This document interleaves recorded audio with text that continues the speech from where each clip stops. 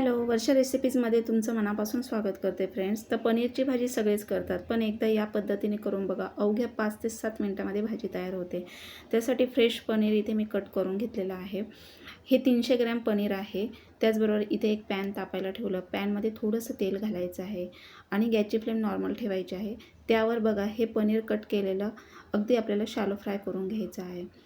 तर आपण पनीरची भाजी बऱ्याच ठिकाणी बऱ्याच वेळेला खातो, पण काही ठिकाणी बघा आपण पनीरची भाजी खातो तर बऱ्याच वेळेला ते शिजलेलं नसतं किंवा असं रबरासारखं तुटायलाही ते तुटत नाही असं होतं. तर जास्त असं आपल्याला डीप फ्राय करून घ्यायचं नाही किंवा काहीजण बघा गरम पाण्यात वगैरे घालून कट करून घेतात, तर तसंही करायची गरज पडणार नाही. फक्त थोडंसं तेल फिरवायचं आणि पॅनमध्ये हलकंसं आपल्याला असं शॅलो फ्राय करून घ्यायचं आहे. अगदी पटकन शिजलं जातं. 5 ते 6 मिनिटामध्ये भाजी तयार होते. आणि अगदी बघा अचानक पाहुणे आले किंवा घाईच्या कामाला सुद्धा तुम्ही ही पनीरची भाजी बनवू शकता जर ह्या पद्धतीने बनवली तर. आता त्याच पॅनमध्ये बघा मी थोडंसं तेल टाकलं आणि उभा कट केलेला 3 ते 4 या प्रमाणामध्ये मी कांदे घेतले. ते उभे कट करून घेतलेले आहे आणि आता ते आपल्याला पूर्णपणे त्यामध्ये तेल सुटेपर्यंत छान सोनेरी रंगावर भाजून घ्यायचा आहे कांदा. तर थोडं तेल जास्तीचं टाकायचं म्हणजे कांदा छान परतला ना तेल सुटेपर्यंत तर भाजीला चव खूप छान लागते. कच्चा कांदा टाकायचा नाही आहे भाजीला, नाही तर भाजीची चव बिघडते आणि खाल्ल्यानंतर बघा जळजळ वगैरे ॲसिडिटी होऊ शकते. त्यामुळे थोडंसं तेल टाकून कांदा असा सोनेरी लालसर होईपर्यंत पूर्ण परतून घ्यायचा आहे. त्याचमध्ये मी 2 टोमॅटो घेतलेत लाल कलरचे, अगदी कडक फ्रेश घेतले. ते स्वच्छ धुवून कट करून ते सुद्धा त्यामध्ये शॅलो फ्राय करून घ्यायचे आहेत. म्हणजे कांदा आणि टोमॅटो अगदी तेल सुटेपर्यंत परतून घ्यायचं आहे. तेल टाकलेलं आहे आणि गॅसची फ्लेम नॉर्मल ठेवायची आहे. जास्त कच्चा ठेवायचा नाही किंवा जास्त असा भाजायचा नाही आहे कांदा. फक्त तेल सुटेपर्यंत छान परतून घ्यायचा आहे. अधूनमधून हलवायचा आहे कांदा आणि टोमॅटो. कांदा टोमॅटो व्यवस्थित भाजल्यानंतर तेलामध्ये भाजीला चव खूप छान येते. भाजी चवीला छान होते. त्याचबरोबर बघा अजिबात खाल्ल्यानंतर जळजळ ॲसिडिटी होणार नाही आणि झटपट होते. अगदी 5 ते 6 मिनिटामध्ये ही भाजी होते. फार वेळ लागत नाही. फक्त कांदा आणि टोमॅटो तेलामध्ये छान परतून घ्यायचं. त्यानंतर बघा इथे मी थोडीशी कोथिंबीर टाकलेली आहे.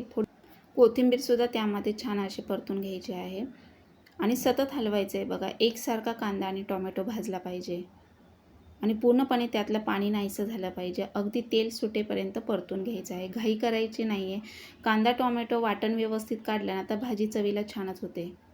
तर यामध्ये लसूणसुद्धा मी परतून घेतलेला आहे. तसेच खडा मसालासुद्धा टाकलेला आहे. लवंग, मिरी, शहाजिरं, वेलदोडा, त्याचबरोबर 2 वेलची, हिरवी वेलची आणि दालचिनी हे सगळं त्यामध्ये खडा मसालासुद्धा परतून घ्यायचा आहे. खडा मसाला, आलं लसूण आणि कांदा आणि टोमॅटो हे व्यवस्थित परतून घ्यायचं. त्यातलं पाणी पूर्णपणे नाहीसं झालेलं आहे. तेल सुटेपर्यंत छान परतून घेतलं आहे मी नॉर्मल गॅसवर. एकसारखा कलर आलेला आहे. आता हे मी एका प्लेटमध्ये काढून घेते. थंड झाल्यानंतर आपल्याला मिक्सरला फिरवून घ्यायचं आहे. आता पनीरसुद्धा मी छान शॅलो फ्राय करून घेतलेला आहे. अगदी अवघ्या 5 मिनिटामध्ये पटकन भाजी शिजून येते. आता बघा इथे वाटण पूर्णपणे थंड झालेलं आहे. आता हे मिक्सर जारमध्ये घालून बारीक वाटून घ्यायचं आहे. पाण्याचा वापर करायचा नाही. कांदा टोमॅटो व्यवस्थित हे बारीक पेस्ट बनवून घ्यायची आहे. काही जण बघा कांदा आणि टोमॅटो कच्चं वाटण करून तेलामध्ये परततात, परंतु त्याने भाजीला चव वेगळीच लागते. जळजळ होते खाल्ल्यानंतर, ॲसिडिटी, ढेकर वगैरे येतात आणि जळजळ तर खूपच होते. त्यामुळे कच्चं वाटण कधीच काढायचं नाही. तुम्ही कांदा टोमॅटो छान तेल टाकून परतून घ्या सोनेरी रंगावर आणि त्यानंतर मिक्सरला असं ग्राइंड करून घ्यायचं आहे. आता बघा मी एकसारखं असं वाटून घेतलेलं आहे. त्यानंतर कढई तापायला ठेवायची आणि कढईमध्ये 2 ते 3 चमचे तेल घालायचे. तेल तुम्ही कमी जास्त करू शकता. तुमच्या क्वांटिटीप्रमाणे तुम्ही कमी जास्त घालू शकता. तर इथे मी 2 ते 2.5 चमचे तेल घालत आहे आणि तेल व्यवस्थित गरम करून घ्यायचं आहे. तेल गरम झाल्यानंतर त्यामध्ये बघा तेल चांगलं गरम करून घ्यायचं आहे, म्हणजे त्यामध्ये फोडणी छान बसते. आता त्यामध्ये थोडंसं जिरं टाकायचं आहे. तर जिरं बघा छान असं तडका बसून द्यायचा आहे तेलामध्ये आणि त्यानंतर आपण जे वाटण वाटलेलं आहे ते पुन्हा तेलामध्ये परतून घ्यायचं. आता बघा मी डबल परतून घेते, म्हणजे पहिलं मी कांदा टोमॅटो छान परतून घेतलं आणि पुन्हा आता तेल टाकून तेलामध्ये 1-2 मिनटं फक्त परतायचं मसाले टाकेपर्यंत, म्हणजे भाजीला चव अगदी दुप्पट येते आणि भाजी चवीला खूप छान म्हणजे अप्रतिम लागते. तुम्ही एक सोडून 2 चपात्या खाल बघा आणि आलेले पाहुणेसुद्धा जाम खुश होतील. अगदी 2 मिनटामध्ये पनीर जर तुमच्याकडे असेल तर तुम्ही 2 ते 5 मिनटामध्ये ही भाजी बनवू शकता बघा. आता बघा इथे मी गॅसची फ्लेम नॉर्मल ठेवली आहे. पुन्हा मी वाटण छान परतलेलं आहे. त्यामध्ये पुन्हा थोडीशी कोथिंबीर टाकलेली आहे. तर कोथिंबीर वरतून अगदी गार्निशिंग म्हणून थोडीच टाकायची, परंतु तुम्ही फोडणीमध्ये किंवा वाटणामध्ये टाकली तर चव खूप छान येते भाजीला. आता ह्या छोट्या छोट्या गोष्टी असतात, परंतु म्हणजे काही जण करतात, काही जण करत नाहीत किंवा प्रत्येकाची पद्धत वेगळी असते.